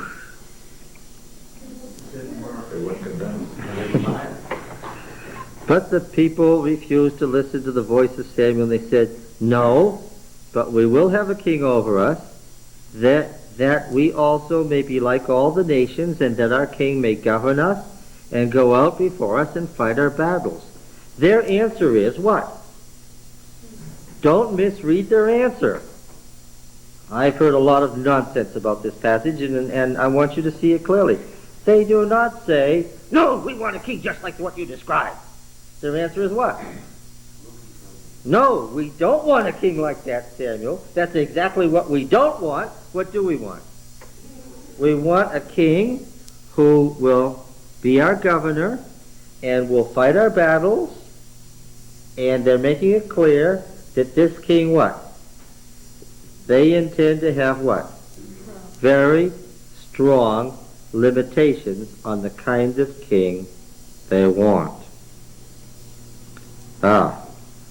I see. When Samuel heard all the words of the people, he repeated them in the ears of Yahweh. Yahweh said to Samuel, hearken to their voice and make them a king. Interesting. Samuel then said to the men of Israel, go every man to his city. Why did he send them away? And where does it go from here? The next verse is totally different. Where's the next verse in this story?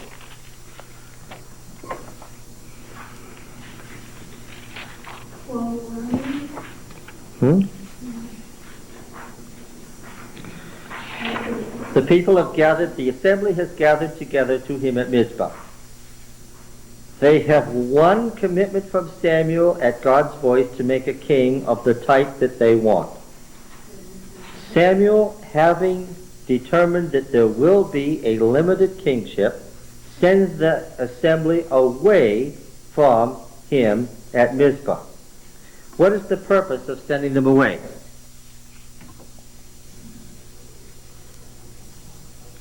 So you can get candidates candidates, What? so they can get some candidates. Candidates? Yeah, yes. What? These people represent what?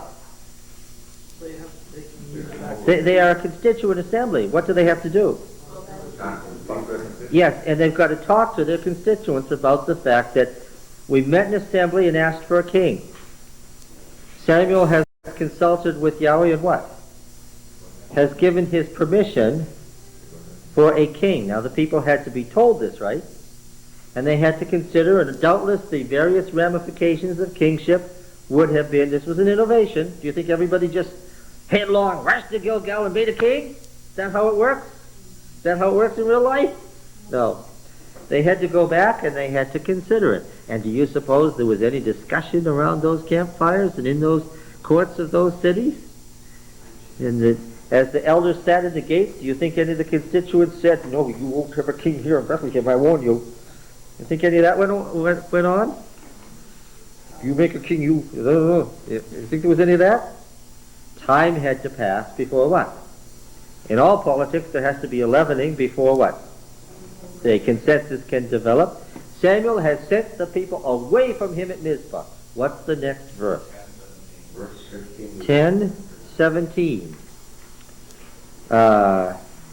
What does it say, Don?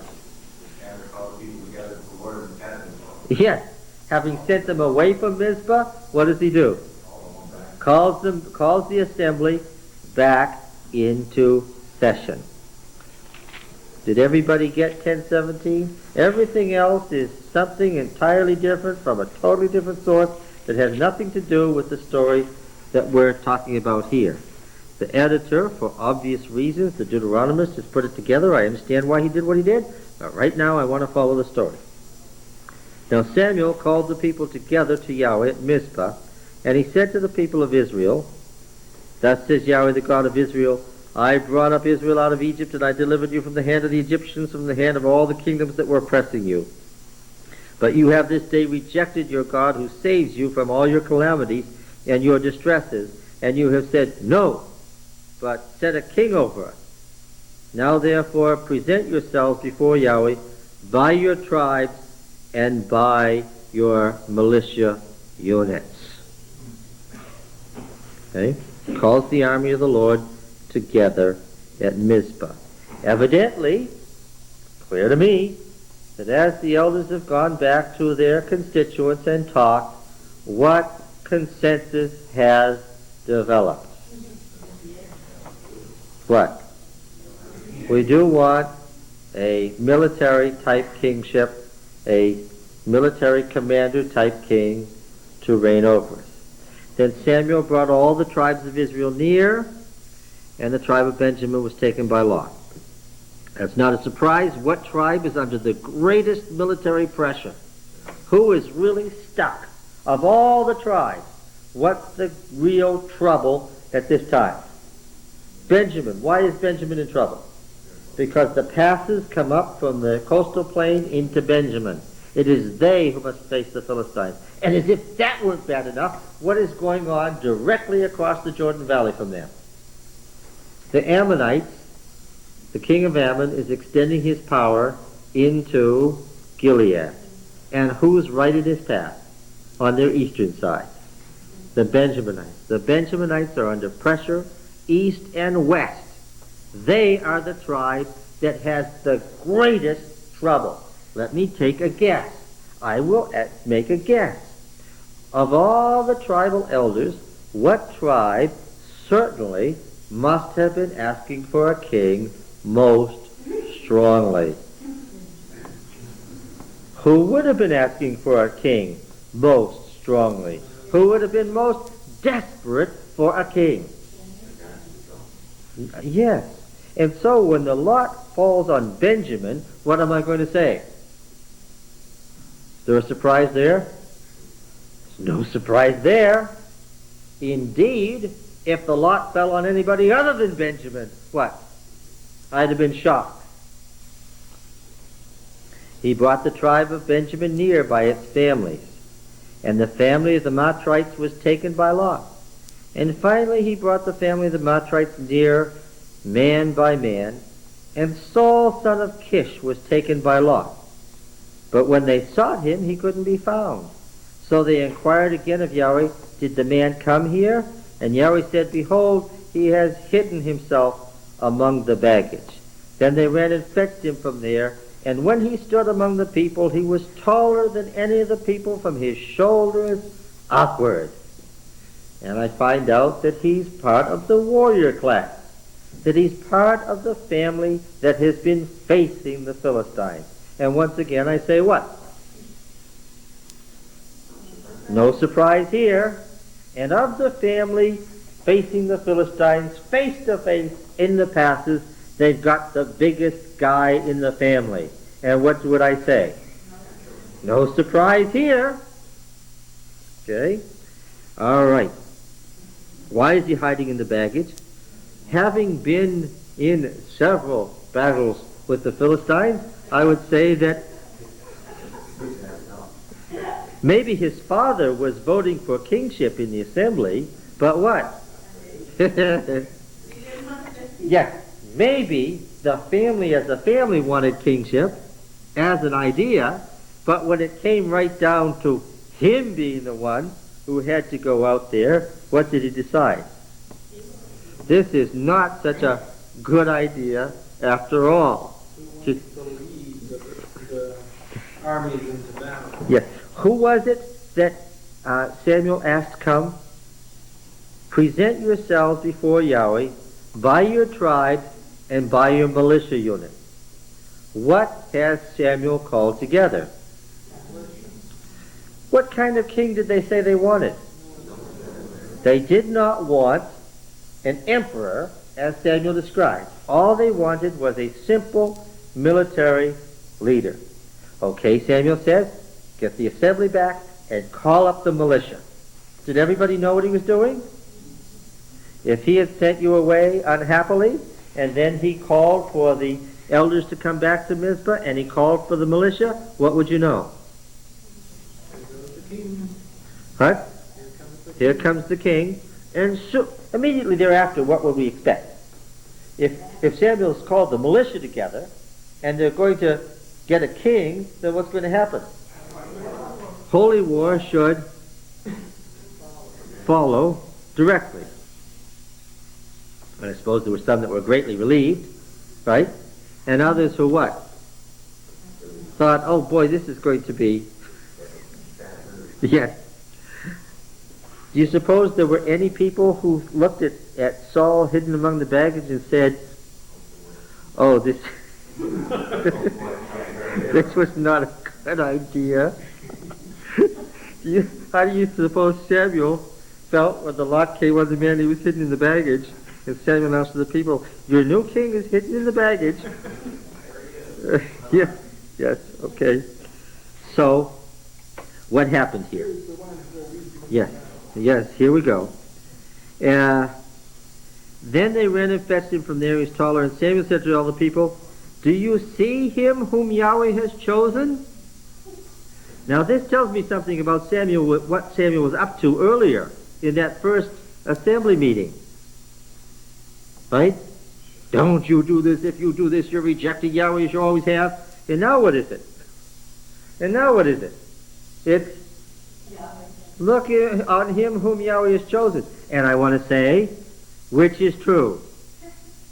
Yes? Okay? There's none like him among all the people. And Samuel actually sounds like what? All of a sudden Samuel sounds like what? Like he's what?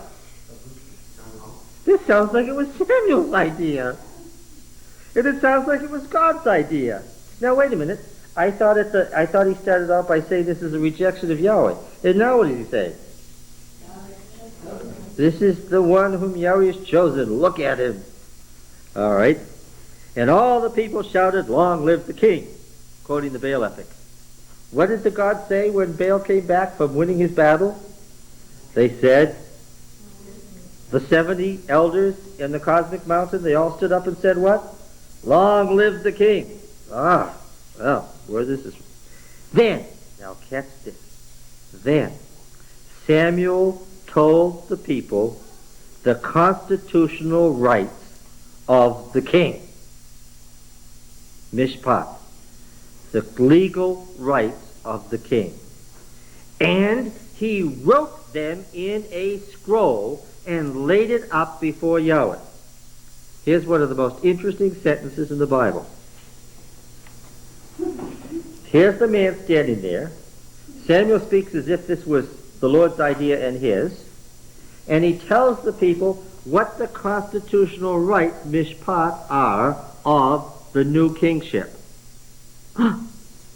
I thought Samuel was planning to lose power. A moment ago we said that the prophetic movement stood to lose power, right? And now what's happening?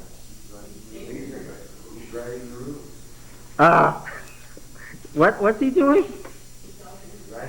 He's writing the Constitution and laying it up before Yahweh, and he's telling the assembly and the militia, the army of Israel gathered before him, what the rights and duties of kingship are, what the constitutional limits are of kingship. What has Samuel just done? Look, the idea of a king was the creature of the assembly, and he thought it was a terrible idea, and he threatened them with the most awful things. And now it goes through, and the king has become what? His creature. He's running the show. Very interesting. Then Samuel sent all the people away, each one to his home. Saul also went to his home at Gibeah, and with him went men of valor whose hearts God had touched. Some of the militia went with him and said, "This is our new king, we got to go with him." But some sons of Belial said, "How can this jerk save us?" Reading it literally. Some sons of Belial said, "How can this jerk save us?" And they despised him and brought him no present, but he held his peace. So were all the people of one mind? Samuel called up the militia so that what? They wanted a military commander as king. What? Here's the king, here's the army. Some of those whom the Lord's heart had touched went with him, and some what? Some worthless fellows. Is this an auspicious beginning? With the Ammonites on one side and the Philistines on the other side, how would you feel after this day? Very depressed. And say, wouldn't you like to know what Samuel wrote? Would be nice. I know what he wrote, word for word. I know where it is, because he told us where he put it. See you next time.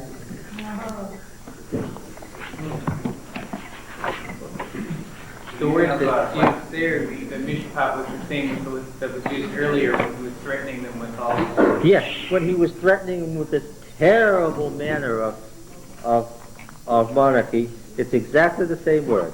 And we're going to follow that